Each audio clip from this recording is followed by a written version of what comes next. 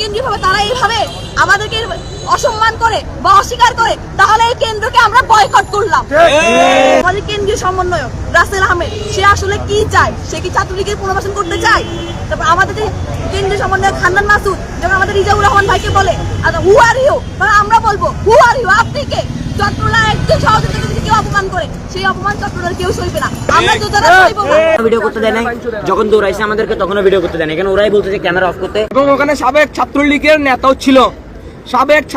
নেতাও ছিল, উনি সহ মিলে আমাদেরকে আক্রমণ করে, আমাদেরকে বলে ডট গ্যাংটাই।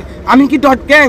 যে জায়গায় আমি দেশের জন্য যুদ্ধ করছি, আমি দেশের জন্য নিজের রক্ত দিচ্ছি, নিজের পাটা দিচ্ছি, সেটাকে আমি কিভাবে ডট গ্যাং বা আমাকে কিভাবে একটা ট্যাগ দেয়? আচ্ছা জুনায়েদ, আজকে যে ঘটনাটা হয়েছে এটা তুমি বলো। তুমি তো আন্দোলনে একজন সহযোদ্ধা, যে হচ্ছে আহত ছাত্র আন্দোলনের একজন ছাত্র। আজকের প্রোগ্রামটা মূলত দিছে হান্নান মাসুদ ভাই ঢাকা থেকে আসতেছে, আমাদেরকে কিন্তু জানেন উনি যে আসতেছে। তাও উনি যেহেতু ঢাকা থেকে আসতেছে লিফলেট বিতরণের জন্য ওই প্রোগ্রামে, তারপর ওখানে লিফলেট বিতরণের পরে ইনারা একটা কনভেনশন হলে যায়। কনভেনশন হলের ওখানে এরা কথা কাটাকাটির মতো হান্নান মাসুদ থেকে আমরা জিজ্ঞেস করতেছি যে আপনারা যে এখানে আসতেছেন, আপনার কেন্দ্রের মানুষ, আপনারা তো আমাদেরকে বলেন নাই।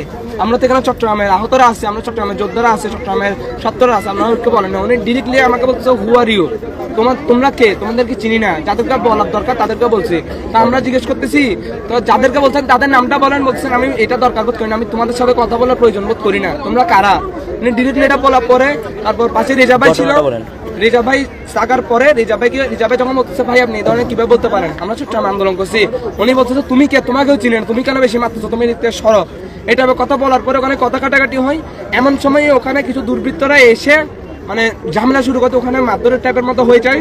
আমাকে পর্যন্ত ওখানে একবার ফেলে, লাঠি দিয়ে ফেলে সিঁড়ির ওইদিকে কনভেনশন হলের ফেলে, আমি মানে আসলে ব্যথার জন্য আসলে কথা বলতে পারছি না। এরপর আমরা সকলে পাঁচলাইশের মধ্যে মুভ করে, তো আমি যখন পাঁচলাইশের দিকে আসতেছিলাম রিক্সা করে একজন সহ, দেখতেছি ওখান থেকে আরো অনেক মানে আপনার লাঠি স্টাম্প, তারপর আপনার হকি স্টিক যেগুলা, এগুলো নিয়ে দুর্বৃত্তরা মানে দৌড়াদৌড়ি করে।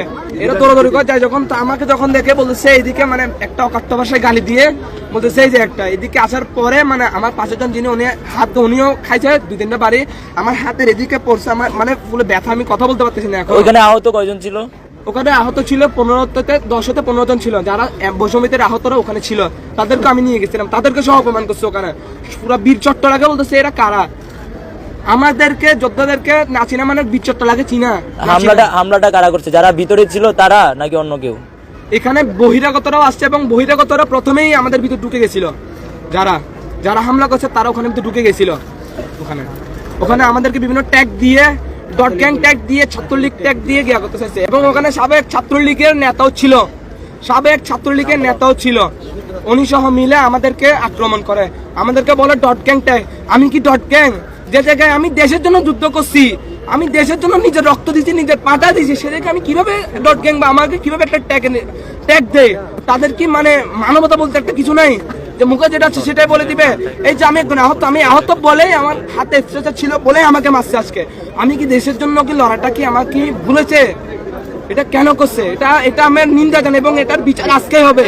যদি না হয় আমি চট্টলা থেকে ঘোষণা দিচ্ছি আমার লাশের উপর দিয়ে যাইতে হবে, না হয় এরা কোথাও যেতে পারবে না। এটার প্রতিবাদ করতেছি এবং এটা জবাব দিতে হবে হান্নান মাসুদকে আমাদের সামনে এসে এটা জবাব দিতে হবে। আমরা প্রেস ব্রিফিং করবো 16 শহরে, আমরা প্রেস ব্রিফিং করবো।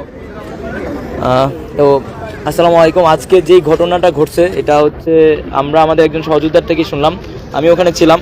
তো এখানে আমরা আলোচনা করতেছিলাম, এটা একটা ইন্টারনাল ব্যাপার ছিল। তো আমরা আলোচনার এক পর্যায়ে হঠাৎ হান্নান মাসুদ ভাই ওখানে ছিল। তো আলোচনার এক পর্যায়ে বাহির থেকে কিছু মানুষ ঢুকছে এবং তাদের হাতে বিভিন্ন অস্ত্র ছিল, লাঠিসোঁটা ছিল, ঢুকে স্লোগান দিয়ে একটা অস্থিতিশীল পরিবেশ তৈরি করে এবং আমাদের যারা সহযোদ্ধা ছিল, আমাদের আহত ভাইদেরকেও আঘাত করা হয় এবং আমাদের সহযোদ্ধাদেরকে আঘাত করা হয়। অনেকেই আহত আছে এবং অনেকেই সিএমসিতে ভর্তি হয়েছে।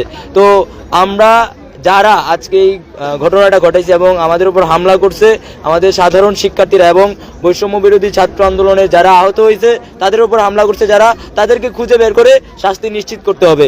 এখানে যে যে সিসিটিভি ক্যামেরাগুলো আছে সেগুলো চেক করলেই দেখা যাবে আসলে কারা এই হামলাটার সাথে জড়িত ছিল এবং কারা এটার পিছনে কলকাঠি নেড়েছে, এটা আমরা স্পষ্ট হব তখন।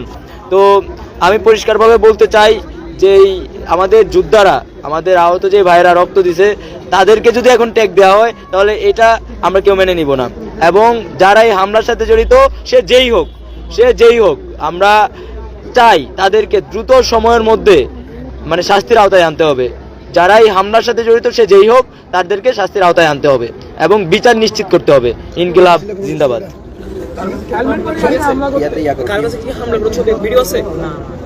এখানে ভিডিও করতে দেয় না, এখানে ভিডিও করতে দেয় না। যখন মারতে ছিল তখনও ভিডিও করতে দেয় নাই, যখন দৌড়াইছে আমাদেরকে তখনও ভিডিও করতে দেয় না। এখানে ওরাই বলতেছে ক্যামেরা অফ করতে।